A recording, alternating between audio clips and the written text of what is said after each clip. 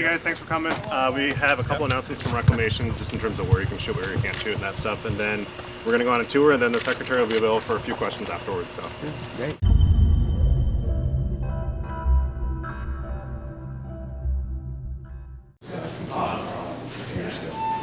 That airtight plan allows the connection between the specific project and the project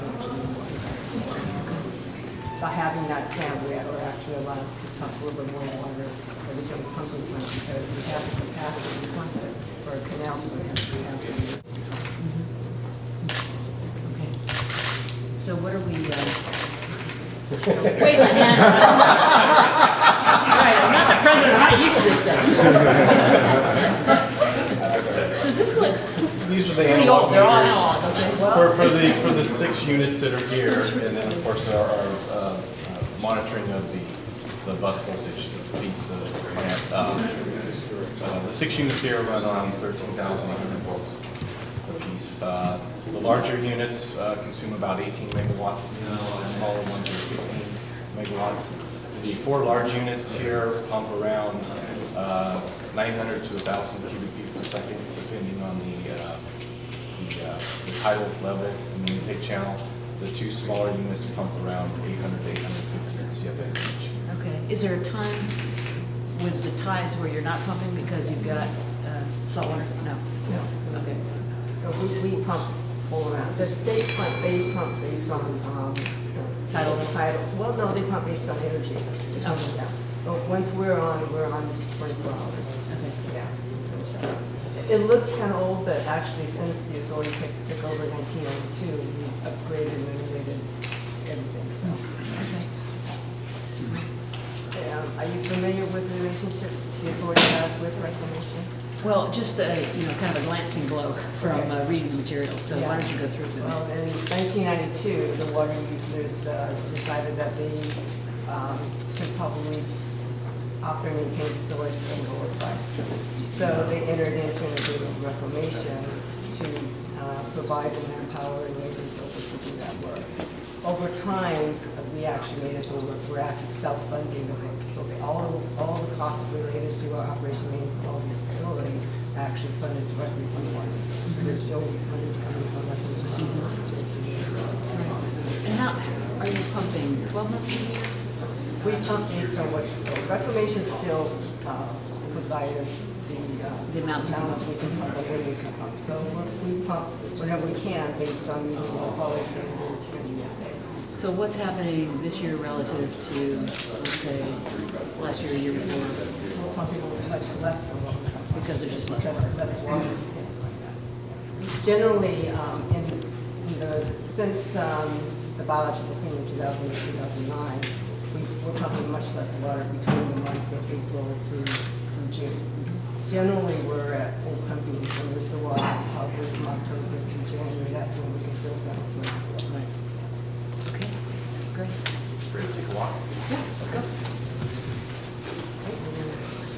No pictures of control. That's right.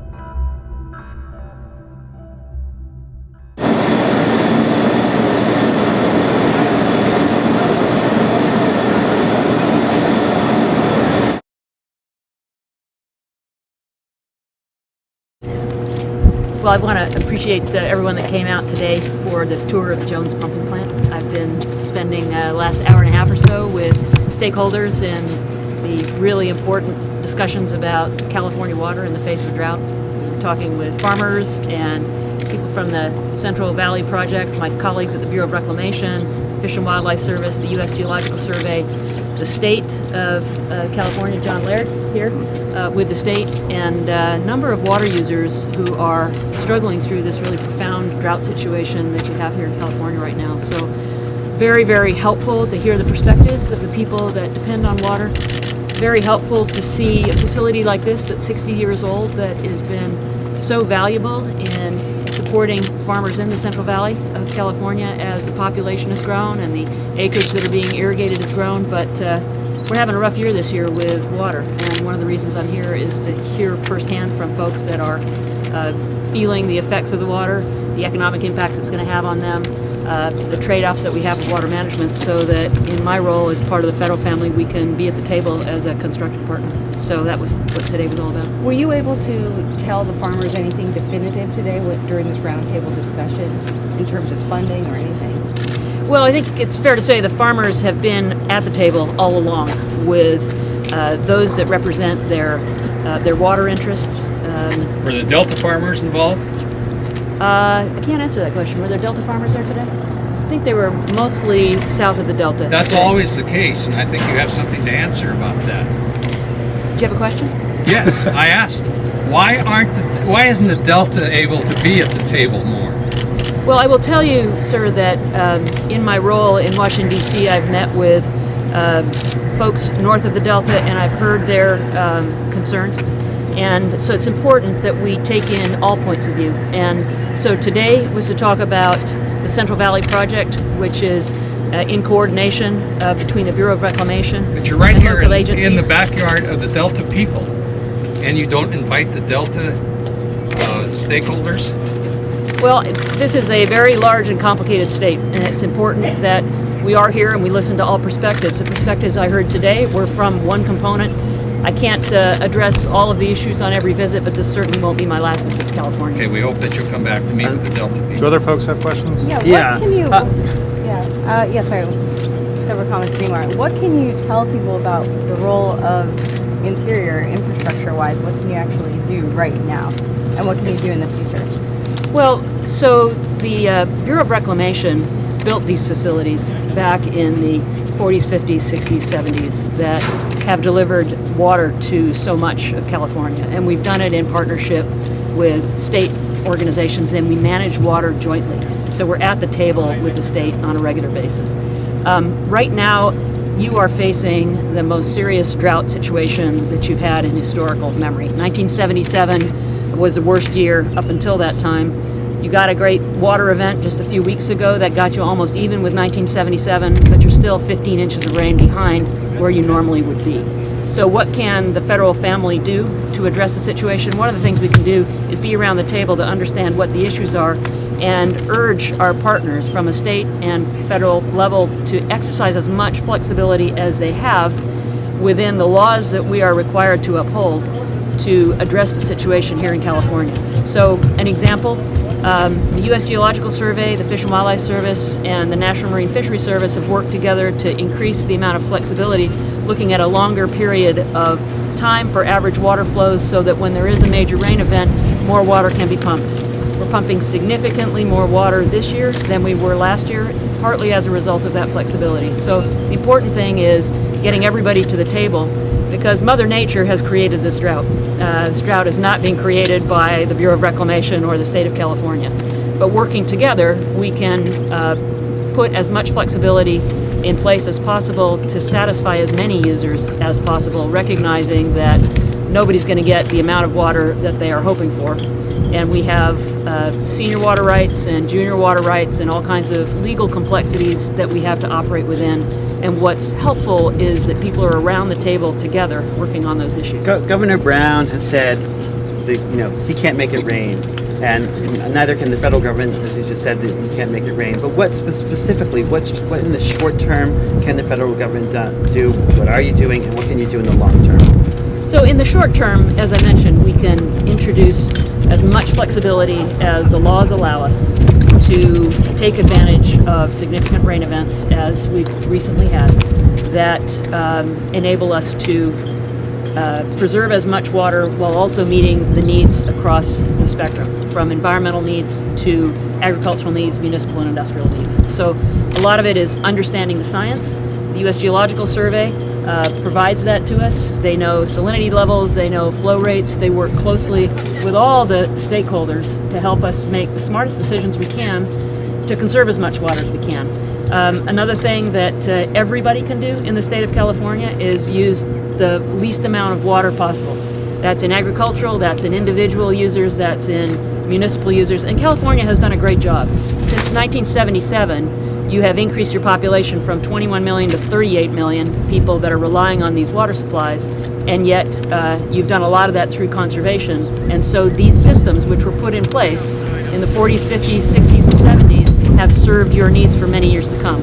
Long term, the governor and the state are working on a long-term plan for water in the state. We will be at the table at the Bureau of Reclamation, along with the Fish and Wildlife Service and the National Marine Fisheries Service, and the USGS, to say what is likely to happen over the long term in terms of drought scenarios and rainfall, and how do we build an infrastructure that addresses the importance of the industries in California, from agriculture to industrial to municipal, so that you have a long-term solution, just as this solution was put in place many decades ago that has served California so well. So planning, using the best available science in a climate change scenario, which is happening all over the landscapes. I see it every place I go.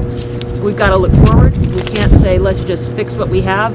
And there are people who would say it's all about supporting the environment with flows, and that could be going to other users. But it's pretty clear there's not enough water for anybody right now, whether it's species and habitat Just or a whether quick it's follow-up. The governor, in terms of a long-term plan, he's a strong believer in these tunnels, the Delta tunnels. He wants President Obama to back this plan. He wants you to back this plan. Where are you on that?